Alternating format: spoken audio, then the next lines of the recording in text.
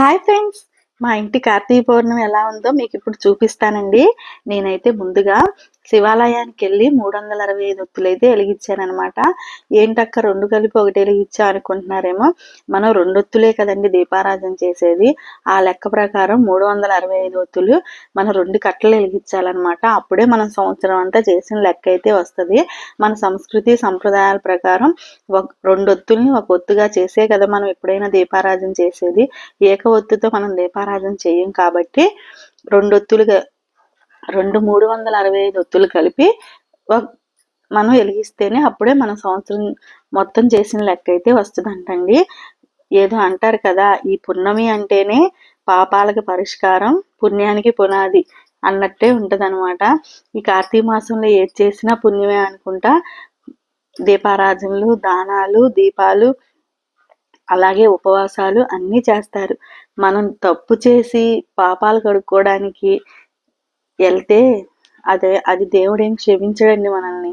ఆ పాపాలు పోతాయి, అందుకే మనం దీపారాధన చేస్తున్నామంటే అది ఒట్టి మన అవివేకమే అనమాట. మనం చేసిన తప్పు పశ్చాత్తాపడితే అన్న దేవుడు కరుణిస్తాడేమో కానీ మనం పాపం చేసేసి ఆ పాపాల కోసం వెళ్ళి మనం దీపాలు వెలిగిస్తా అయిపోతుంది అనుకుంటే అది మన అవివేకమే, అంతకు మించి ఏం లేదు. కాకపోతే దేవుణ్ణి నమ్మి ఇంకోసారి ఆ తప్పు చేయకుండా, ఆ పాపం అనేది ఏదైనా తప్పు చేయకుండా ఉండటం కోసమే మనం అనుకుని చెయ్యాలి. కానీ మనం చేసిన పాపాలు ఎక్కడికి పోవండి. కర్మ అనేది మన ఎమ్మట ఎప్పుడు ఉంటది. ఆ కర్మ అనేది మనం అనుభవించేదాకా ఆ దేవుడు మన భూమి మీద అట్లానే ఉంచుతాడంట. ఏదో నాకు తెలిసిందేదో నేను చెప్తున్నాను అనమాట. ఇదేమో పగలే నేను శివాలయంలో దీపారాధన చేసొచ్చా. ఎందుకంటే 6:30 దాకే అన్నారు కదా, మళ్ళీ పిల్లలు ఇంటికి వచ్చి పిల్లలు స్కూల్ నుంచి వచ్చి రెడీ అయ్యి చేసేదలికే టైం అయిపోద్దని చెప్పేసి, ఎందుకంటే ఇంటి దగ్గర తులసికోట దగ్గర పిల్లలతో వెలిగిద్దాంలే అని చెప్పేసి సాయంత్రం పూట ఇంట్లో ఇలా చేసుకున్నానండి.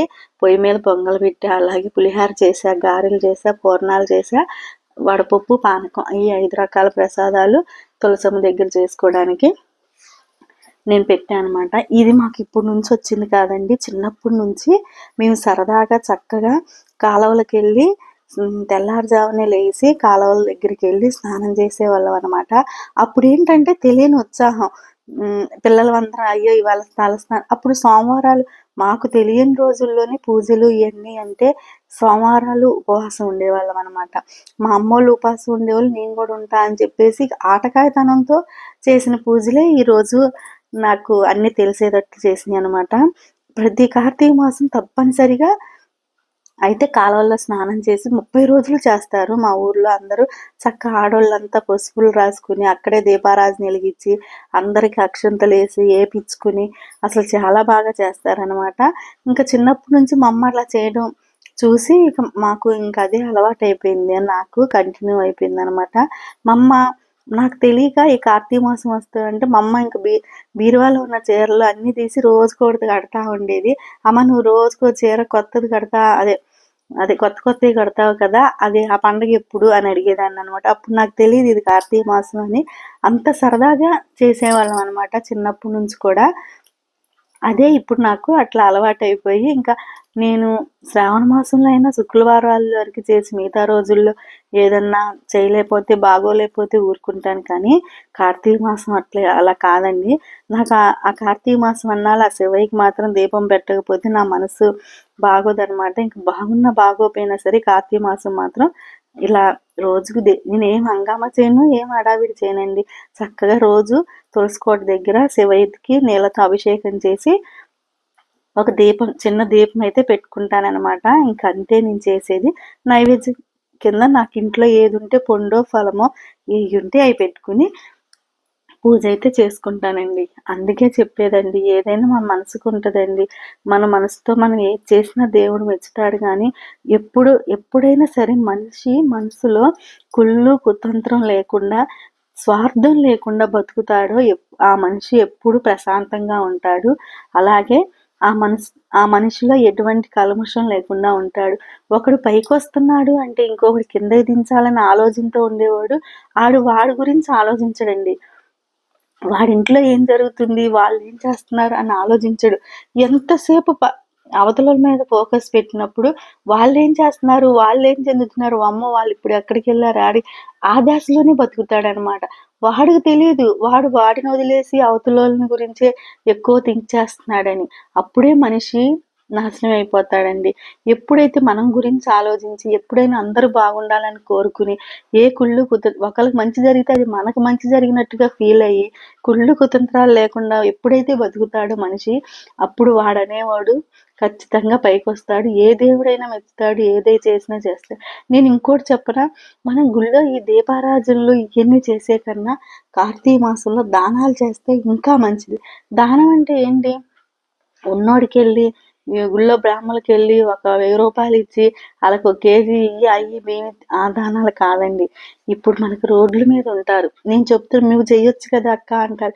ఒక్కొక్కరికి ఒక్కొక్క అవకాశం ఉండదు. చెయ్యాలని ఉన్నా చెయ్యలేరు.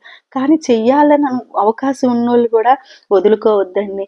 ఎందుకంటే నేను చెప్తున్నాను కదా, ఇప్పుడు మనకి చాలా లేనోళ్ళు, పేదోళ్ళు, అడుక్కునే వాళ్ళు ఉంటారు కదా, వాళ్ళందరూ ఈ దుప్పట్లు పంచడం కానీ, ఈ చలికాలంలో గొడుగులు పంచడం కానీ, అట్లా దానాలు చేస్తే అది చాలా మంచిదంట. ఈ చలికాలంలో దుప్పటి దానం చేస్తే ఇంకా మంచిదనమాట. ఇదంతా సోది మాకెందుకు చెబుతున్నావు, లేకపోతే నువ్వు చెయ్యొచ్చుగా అనుకుంటారేమో. అలా అని కాదులేండి. ఈ వీడియో చూస్తే కొంతమందిలోనే కొన్ని మార్పులు వచ్చి ఇలాంటి చేస్తారు కదా అన్నట్టుగా నేను చెప్తున్నానండి. ఎందుకంటే ఇప్పుడు మనం 1 కేజీ నువ్వుల నూనె కొనాలి ఒరిజినల్ అంటే 300. ఆవు నెయ్యితోనే చెయ్యాలంట. ఆవు నెయ్యితోనే చేస్తే మనకు పుణ్యం వచ్చేసిద్దంట.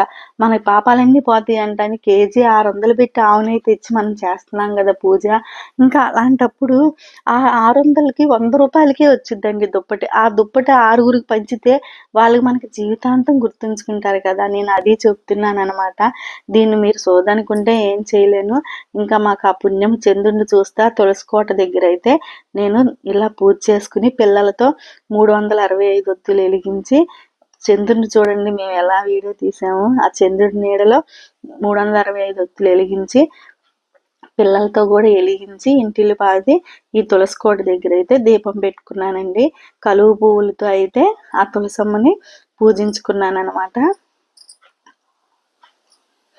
ఇంకొక విషయం చెప్పనండి, నేను ఈ సహాయం చేశాను అని మామూలుగా వీడియో అంటే ఇంకొకరు చేస్తారని ఇట్లా వీడియోలు తీసి పెట్టడం వేరు. కానీ పదే పదే నేను పద్దాక ఆ సాయం చేశా, ఈ సాయం చేశా అని పద్దాక చెప్పుకోకూడదు అనమాట. నువ్వు అలా చెప్పుకున్నా నీకు ఫలితం ఉండదు. ఏదో ఒక్కసారి, ఎందుకంటే అవతల వాళ్ళకి కూడా చెయ్యాలి అన్న ధ్యాస పుట్టాలని చెప్పడం వేరు, పద్దాక నేను చేశా అని చెప్పడం వేరనమాట. అందుకని మీరు చేసిన దానం ఎవరికి తెలియకోకుండా ఉంటే ఇంకా మంచిది అన్నట్టే ఉంటది అనమాట.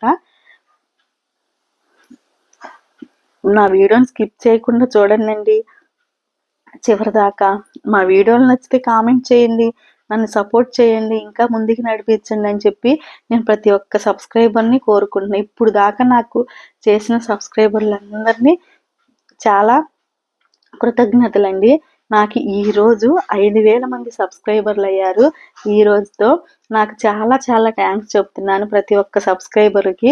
నాకు ఇంత తక్కువ టైంలో 5000 మంది సబ్స్క్రైబర్లతో నన్ను ఇంత ముందుకు నడిపించినందుకు మీ అందరికీ చాలా చాలా థ్యాంక్స్ అండి. కార్తీక పౌర్ణమి రోజు మా ఇల్లంతా దీపాలతో నిండింది అనమాట. ఇల్లంతా దీపాలతో ఎంత అందంగా ఉందంటే ఇంటికి వెలుగు ఇల్లాలు అన్నట్టుగా ఇల్లంతా దీపాలతో వెలిగిపోయింది. కావాలంటే వీడియోలో చూపిస్తా చూడండి. మా తులసికోట దగ్గర అయితే ప్రశాంతంగా పూజ అయితే చేసుకున్నా, అమ్మవారికి నైవేద్యాలు అయితే పెట్టుకున్నా.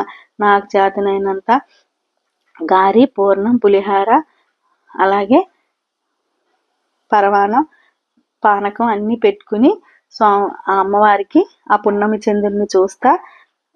ఆ కిరణాలు అనేవి అక్కడ పడితే చాలా మంచిదనమాట. ఆరు బయట కూర్చుని తింటారు కూడా. ఈరోజు మా పున్నమి పూజ అయితే ఇలా జరిగిందండి. మీరు కూడా ఎలా జరుపుకున్నారో నాకు కామెంట్ చేయండి. మా పూజ కనుక నచ్చితే బాగుందని కామెంట్ చేయండి, లేకపోతే ఓం నమ శివాయ అని కామెంట్ చేయండి.